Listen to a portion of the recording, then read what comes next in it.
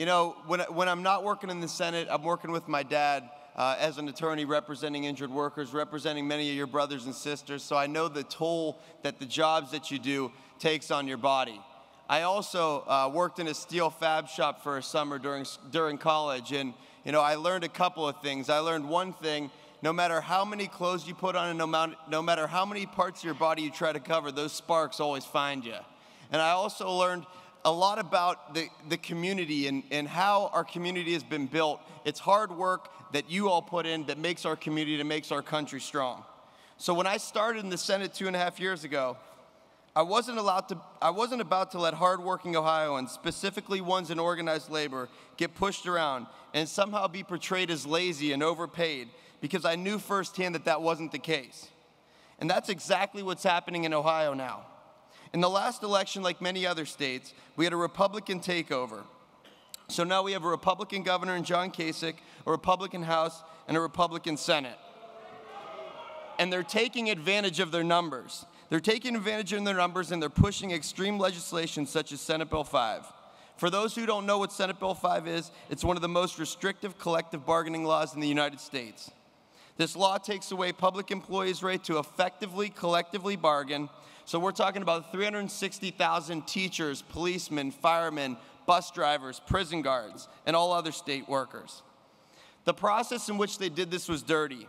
I was the ranking member on the Insurance, Labor, and Commerce Committee, and the majority didn't give me the bill until 10 minutes before the first hearing.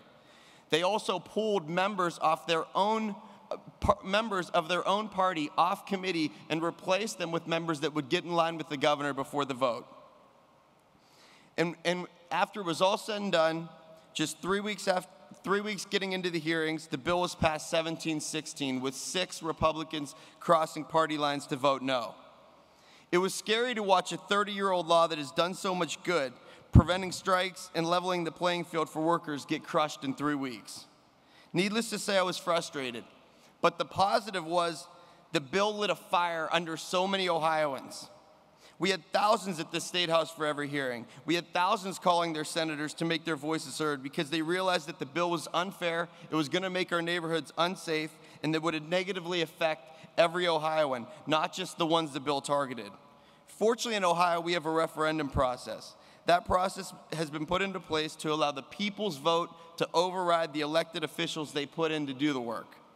In order to get the law on the ballot for appeal, we needed 231,000 signatures in 75 days. We got 1.3 million.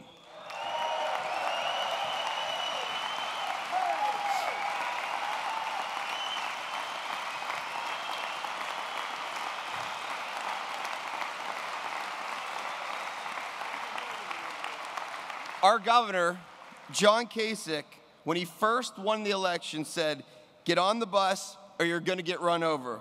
Well, the governor found out real quick that we have our own bus, and it's filled by 70,000 steelworkers in Ohio, and it's being driven by guys like Director McCall, Assistant Director Caldwell, Donnie Blatt, and Tim Berger, the AFL-CIO. The vote will be close in November, but I'm confident with overwhelming response that we've seen that the reasonable and level-headed Ohioans will prevail. Unfortunately, I know this isn't the last time that my state and many of yours will be in this position. If SB 5 passes, right to work could be next. But if we all stand strong, work hard, work together, we will succeed and will continue to make this country the greatest place in the world to live for many generations to come. Thank you for the opportunity to speak, and enjoy the rest of the convention.